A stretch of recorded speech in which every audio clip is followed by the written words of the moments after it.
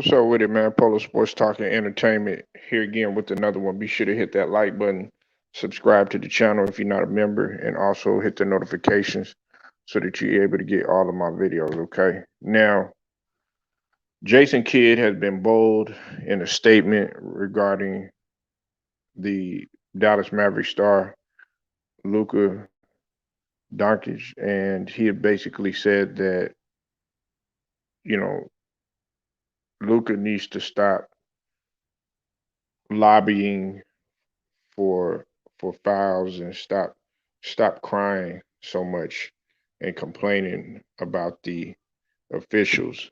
And this is something that I've already talked about and I've already said, but it was more geared towards his play more than anything. Uh, you know, look, man,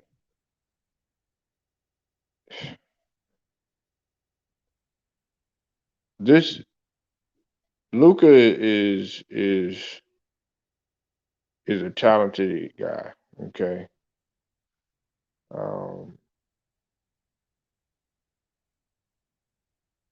you know, he his game could be a lot better if he did some of the things that I've said and what other people have said. Now, listen to what Jason Kidd had to say, okay? He said pretty much quote, "I would lean toward playing 5 on 5 a bit more when asked about Luka Doncic frequent discussions with the referees." He continued, he said, quote, "You're not going to get any calls. Officials, they tend to not stop the game to change calls." You know, you have to understand that the point in time in games, dead balls, to be able to talk to officials. He continued on, he said, while the game is going to be on transition defense and is one of the things we've talked about that we have to get better. If you're lobbying for calls during live play, it puts us in harm's way. Just some things have to be a little bit more important. I think we're going to get better at understanding as a team when to talk to officials, not just Luca. And that was a quote from Jason Kidd. This came from Tim McMahon from ESPN. Now, I completely agree with where Kidd is coming from.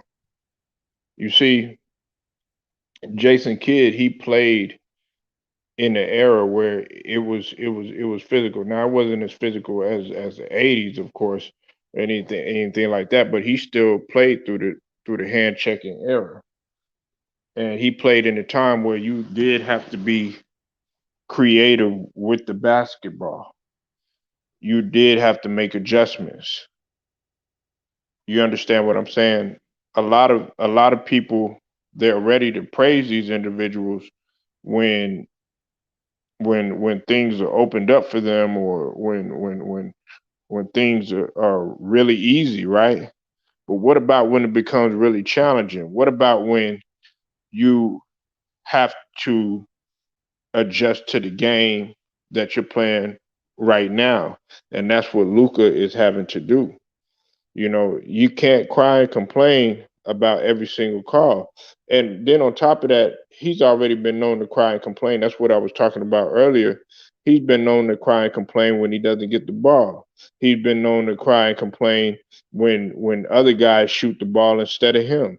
He's been known to cry and complain when it comes to upper management. That's why some of uh, Donnie Nelson Jr. was gone. He's been known to cry and complain. That's all you're doing. And I think that's Jason Kidd's way of challenging Luca. You're supposed to be a superstar. You're supposed to be that number one guy. You're supposed to be able to adapt.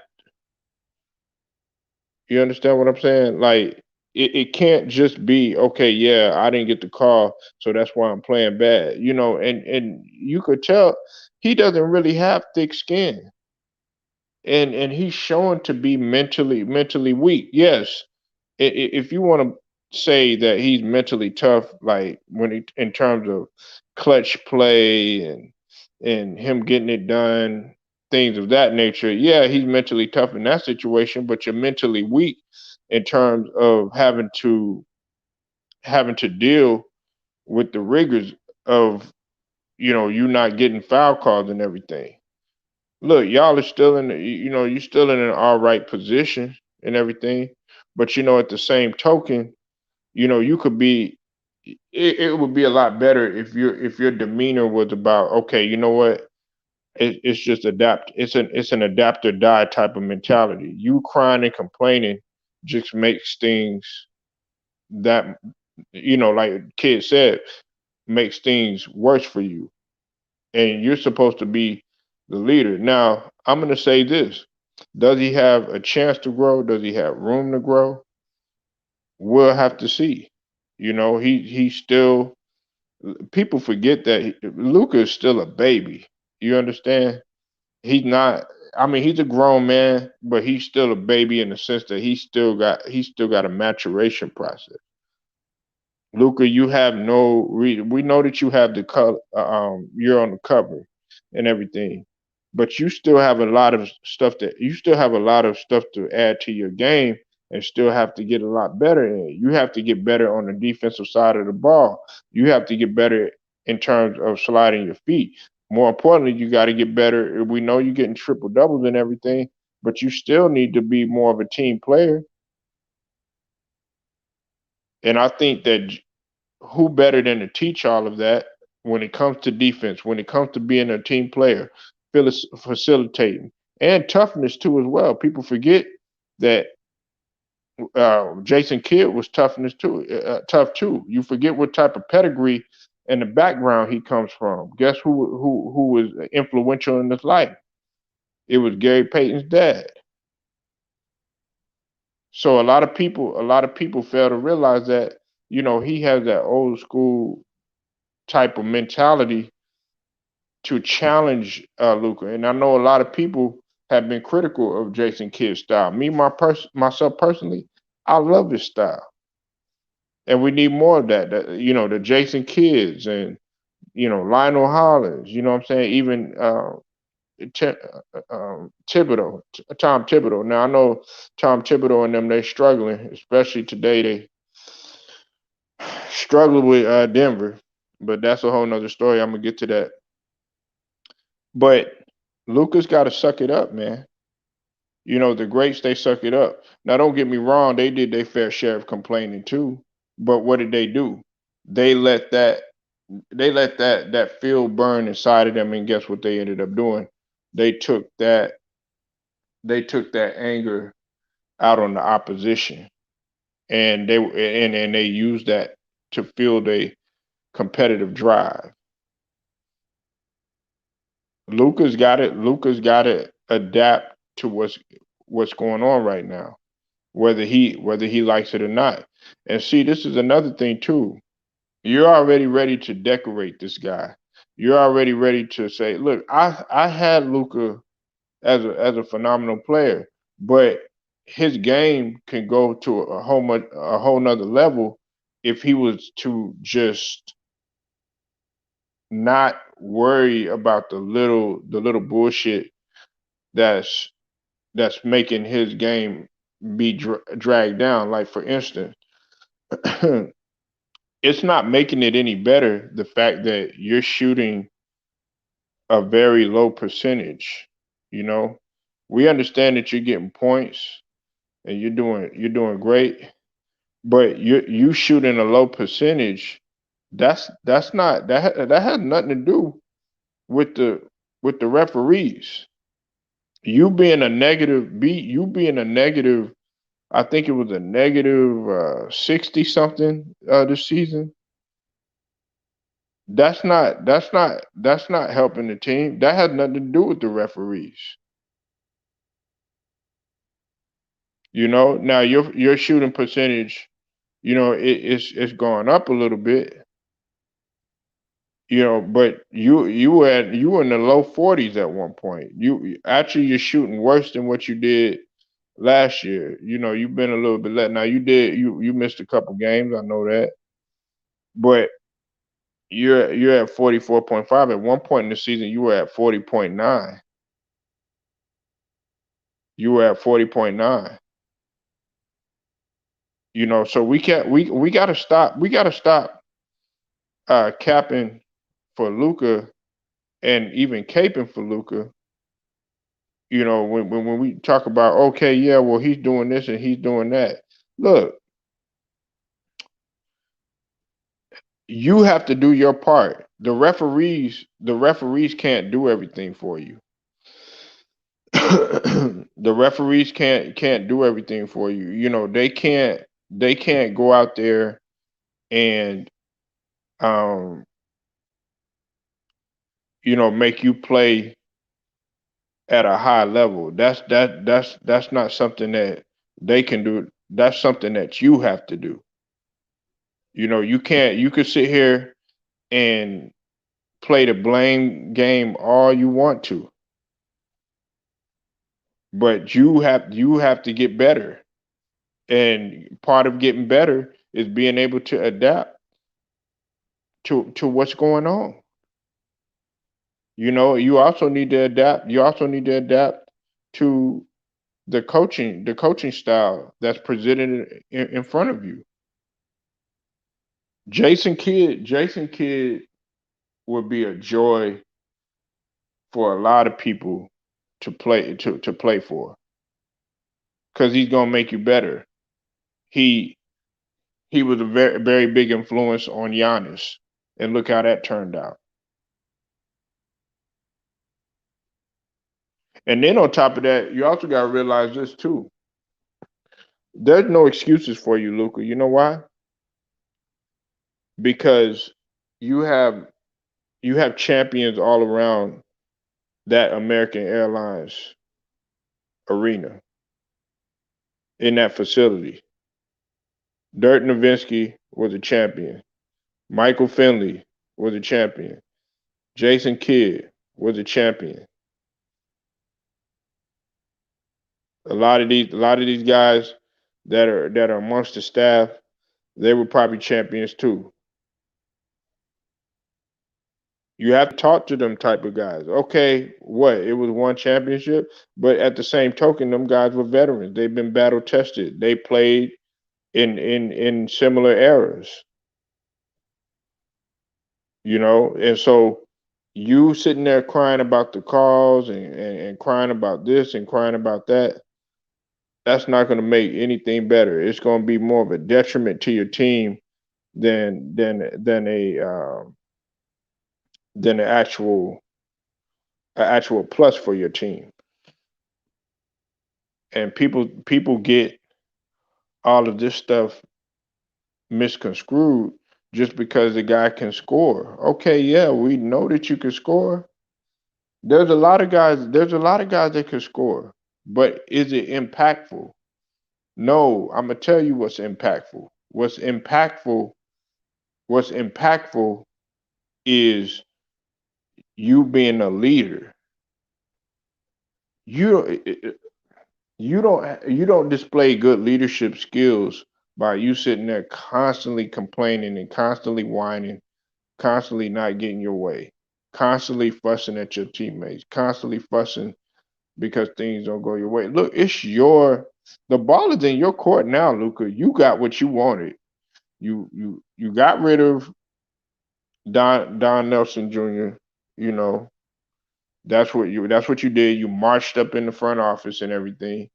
You got Dirk Nowitzki there, who knows about being an international player. Okay, you got a new coach, and while I believe that Rick Carlisle was doing the best he could to work out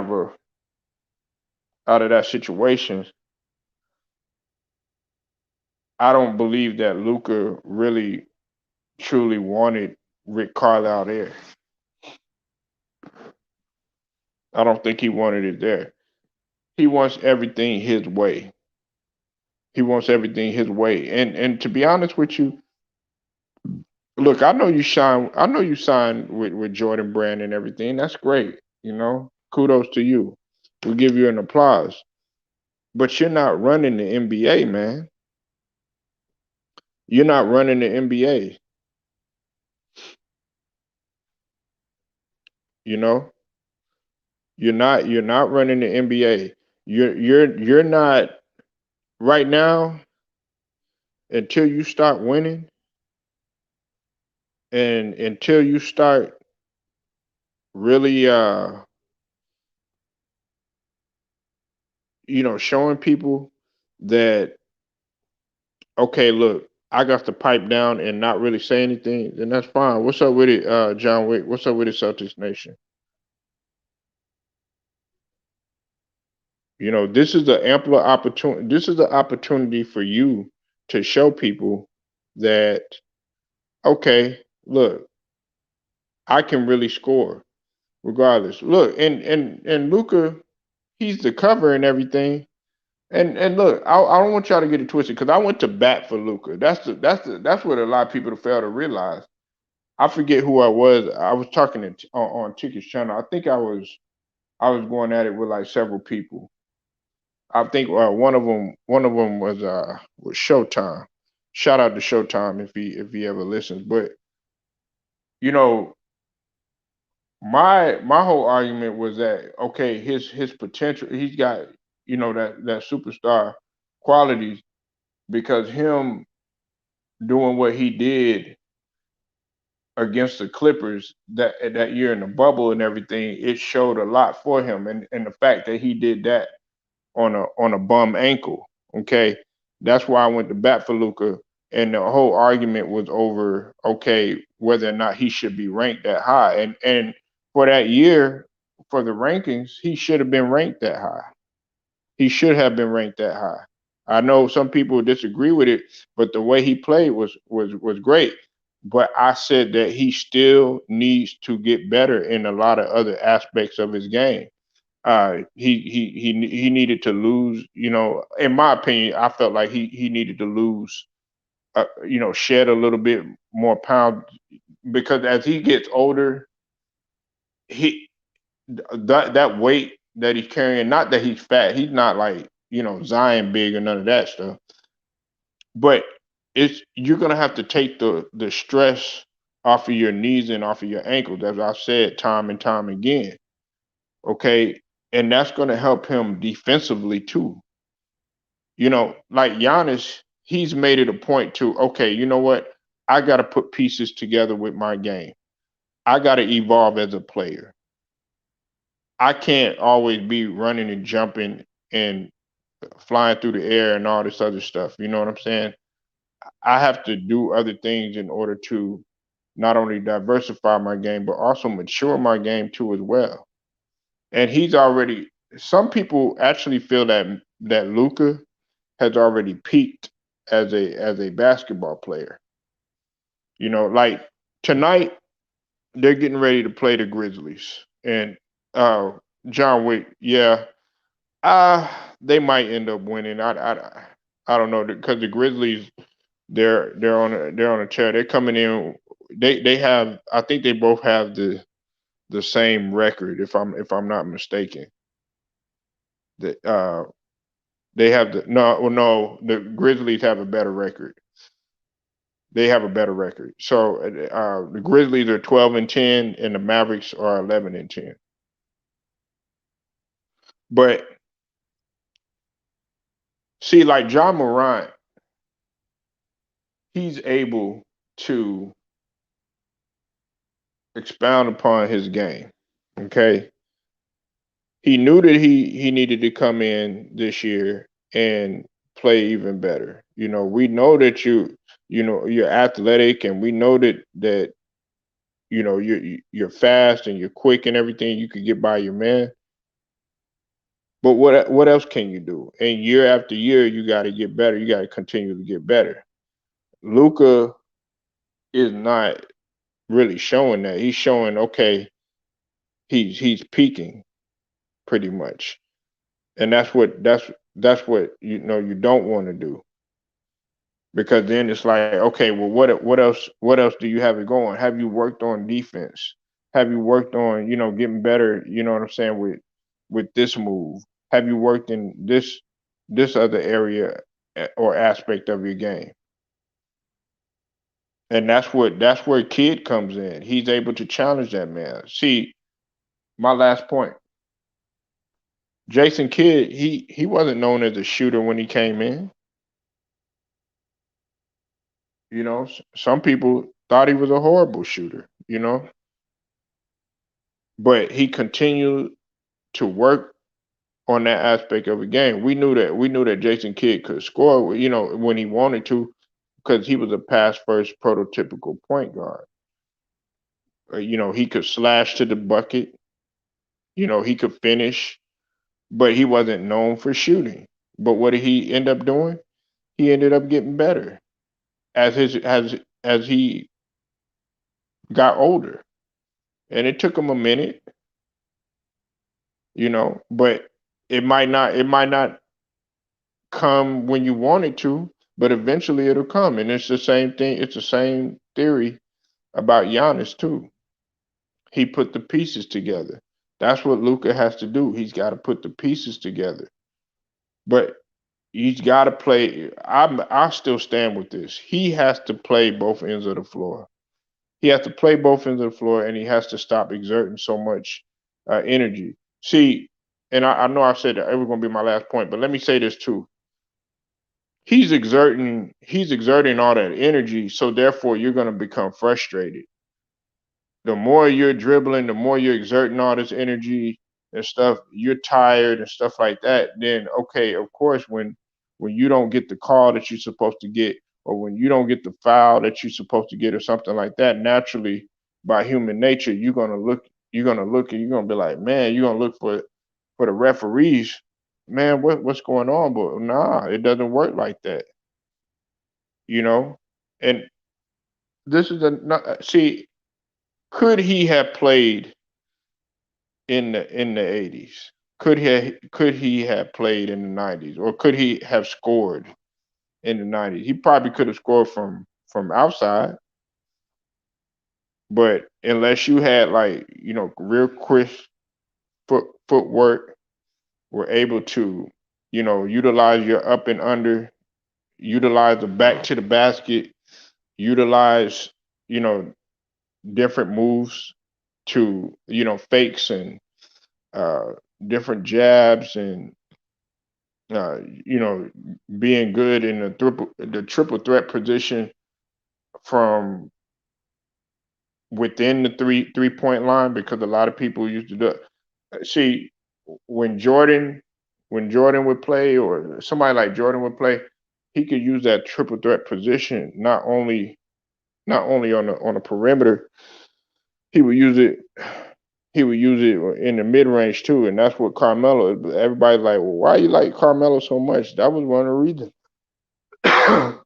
You never know what he was going to do with the triple threat position. You could do anything that you desire, and once you've established whatever that you're going to do. You know what I'm saying? There's a lot of things that you can do. You might want to jab and just pull up. You might want to jab, head fake, go by your man. You might want to jab, dribble 1-2, bam, fake them again, back to the basket again, and then boom. It's so much stuff that you could do. But see, that's what you have to utilize, and that's why Kobe was so phenomenal in what he did too, because he could do it within the 3 point line. Now it's just like guys they don't have a move, and they look for a bailout. That's why you got to give a guy like Stephen Curry his credit and his just due. I'm looking for Stephen Curry to prove prove everybody wrong about the MVP in the finals, and getting it done when it matters the most. You know, and Luka, going back to him, he's got to be able to adapt, and he's got to prove people wrong that okay, you're not just a guy that he just looking for a shot all the time, not using his teammate, just wants to dribble the air out the ball, and more importantly, crying and complaining all the time. That's his calling card. That's what his calling card is. And Jason Kidd, he wants to challenge that, you know. So y'all let me know what you think. Leave your comments. Uh, Appreciate everybody pulling up. Like this video, share it, subscribe, hit the notifications. Until then, it's Polo Sports Talking ENT, man. I'll get at you later.